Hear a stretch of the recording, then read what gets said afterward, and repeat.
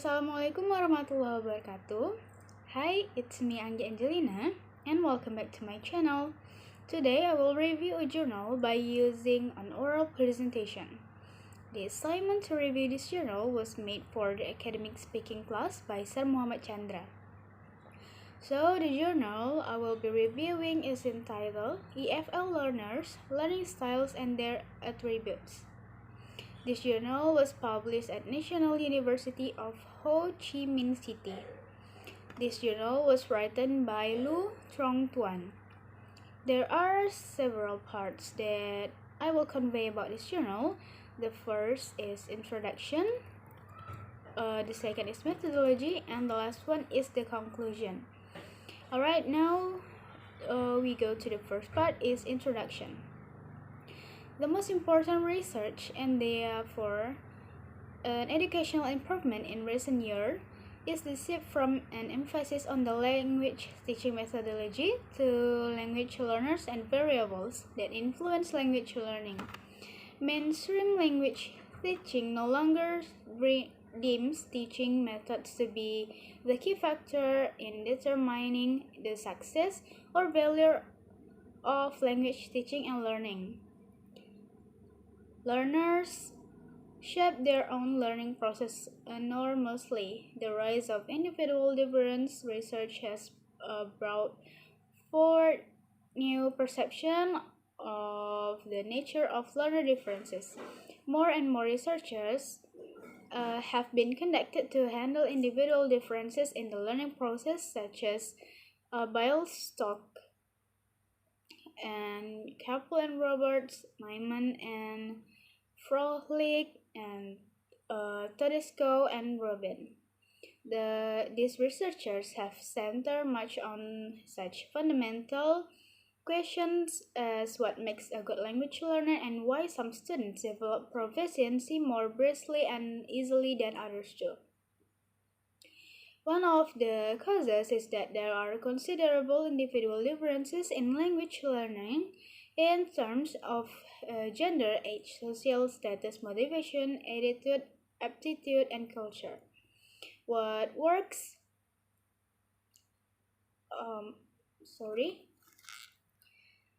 What works for one learner might not work for another. There is the fact that students take in and comprehend information in different manners. Some prefer to learn individually, whereas others prefer to interact with their peers. Some enjoy listening to lectures, while others like to do more experiments. It is widely believed by numerous research that the different ways of how a learner takes in and processes information are collectively referred to as learning styles or learning preferences. While researchers and EFL teachers in several countries have discussed a great deal on the topics of learners' characteristic differences in learning English and language learning style have been one of the most popular aspects. Researchers have focused on. Little attention has paid to this field in Vietnam. Up to now, only a few studies have been found. Some researchers, such as Nguyen, Dao, and Lee, in their studies refer to learning strategies in general. Lee studied the differences in language learning strategies of learners of English in Ho City, and Nguyen investigated the different reading style preferences of the ESP student at Ton Duc Tăng University. In other words, in Vietnam, the field of perceptual learning style preferences and language learning has been ignored. In the learning processes, the majority of the teachers are unaware of their students' learning style. They are also unaware of the importance to identify learning style. Thus, there is a need to assess the learning styles of the students as well as other relevant variables such as gender, age, language experience, or English proficiency to accommodate different learners. This study aims to explore students' perceptual learning style preferences as well as whether any linkage between language learning styles such variables as field of study length, gender, age, language learning experience, and English proficiency level success. Okay, the next part is methodology.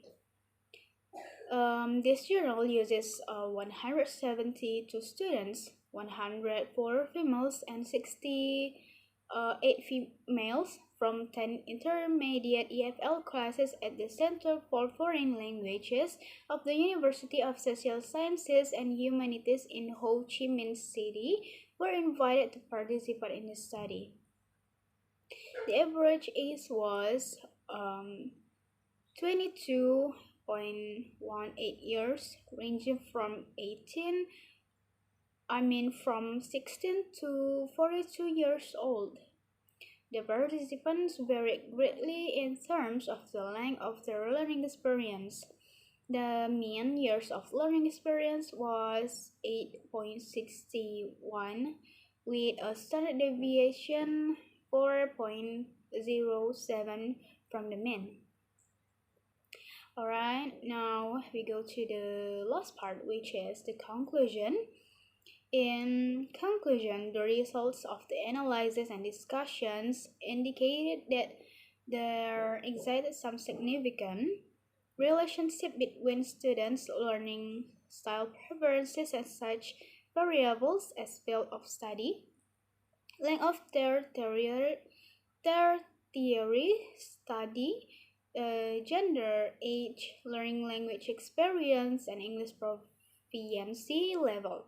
Although it is said that traditionally the teaching of EFL in Vietnam is dominated by teacher center, book center, grammar translation method, and an emphasis on mechanical memory, which resulted in a number of typical learning styles, with visual learning being one of them. This study proved that the visual and the individual were only favored by a tiny number of EFL students. This suggests that EFL students show a strong preference for more communicative activities that enable them to be involved in physical movement.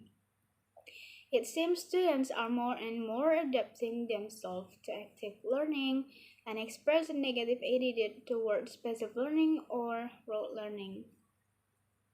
It is suggested that teachers should combine multiple learning styles together to make lessons too vivid and interesting. For instance, before asking students to discuss in groups, teachers can let them study alone to figure out the answer, or before organizing some games or auditory activities. Teachers can give visual instruction or visual aids to help learners learn better. When being assigned activities that do not match their learner type, the teachers need to make clear the objective of each learning task, especially those with which learners of some learner types unfamiliar. Right, I think that's all I can say about this journal. Apologize me if there are some mistake in pronunciation.